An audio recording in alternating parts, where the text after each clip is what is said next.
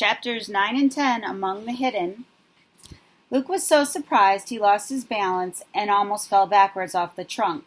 By the time he recovered and righted himself, the face was gone.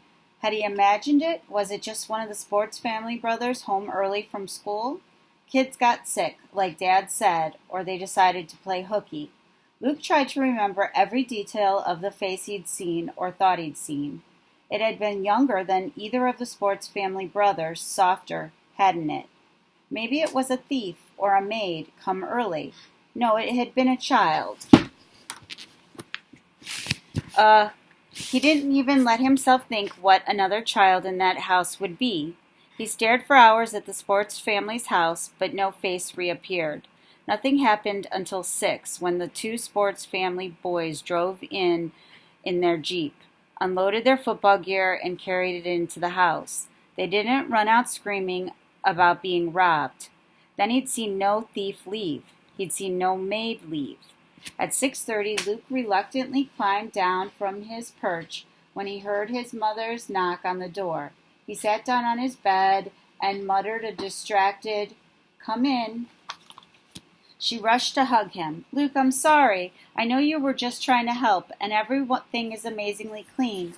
I'd love it if you could do this every day, but your father thinks, you can't." Luke was so busy thinking about the face in the window that at first he couldn't figure out what she was talking about. "Oh, the bread, the house cleaning, the radio." "That's okay," Luke mumbled. But it wasn't, and it never would be. His anger came back. Why did his parents have to be so careful? Why didn't they just lock him in one of the trunks in the attic and be done with it? "Can't you talk to him?" Luke said. "Can't you convince him?" Mother pushed Luke's hair back from his face. "I'll try," she said, "but you know he's just trying to protect you. We can't take any chances. Even if the face in the window of the Sports family house was another third child, so what? Luke and the other kid could live right next door all their lives and never meet.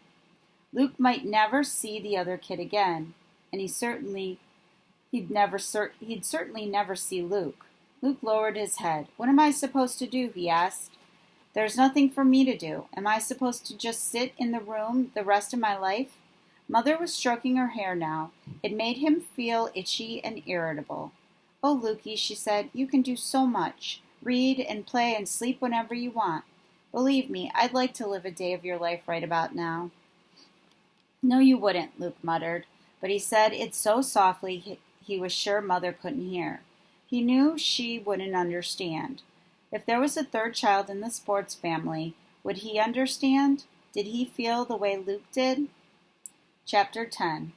When Luke went down to supper, he saw that Mother had set his 2 loaves of bread out on the china plate she used for holidays and special occasions.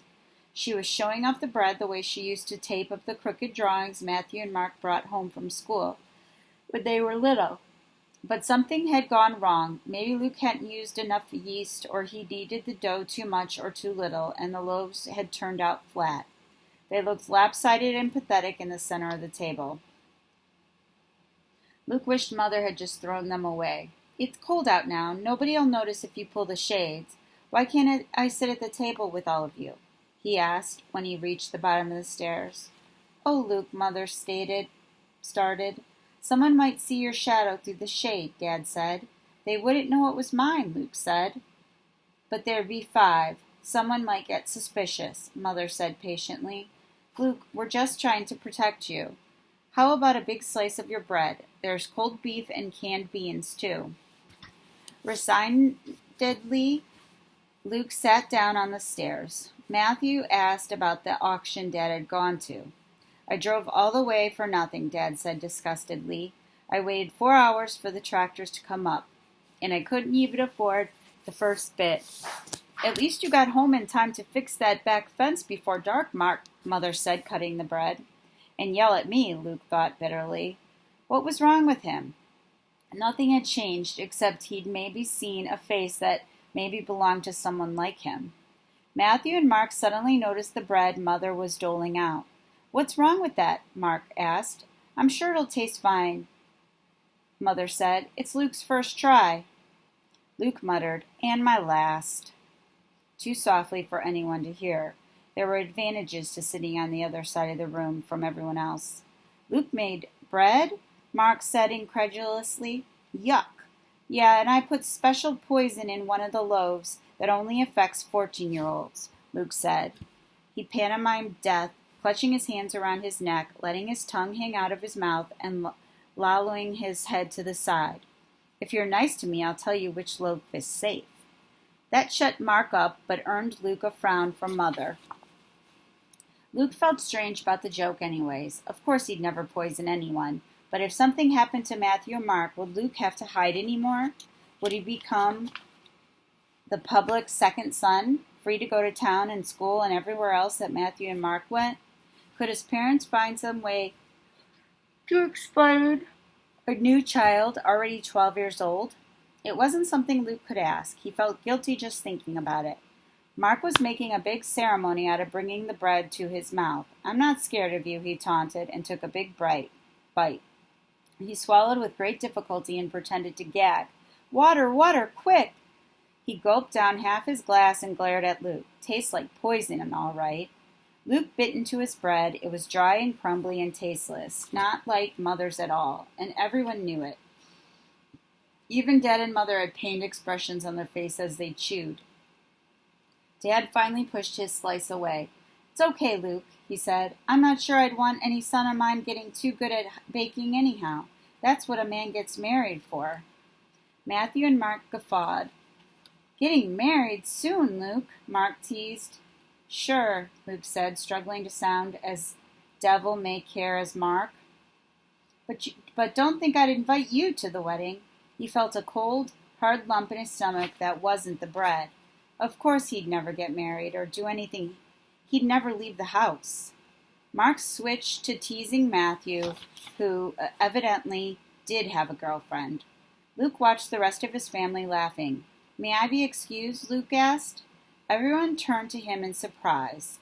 Usually he was the last one to make that request. Mother often begged Matthew and Mark, can't you wait and talk to Luke a little bit longer? Done already? Mother asked. I'm not very hungry, Luke said.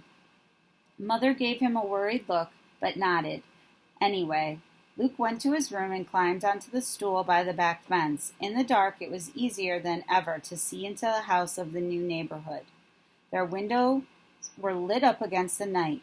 Some families were eating like his. He could see one set of 4 people around a dining room table and one set of 3. Some families had their curtains or shades down, but sometimes the material was thin and he could still see shadows of the people inside.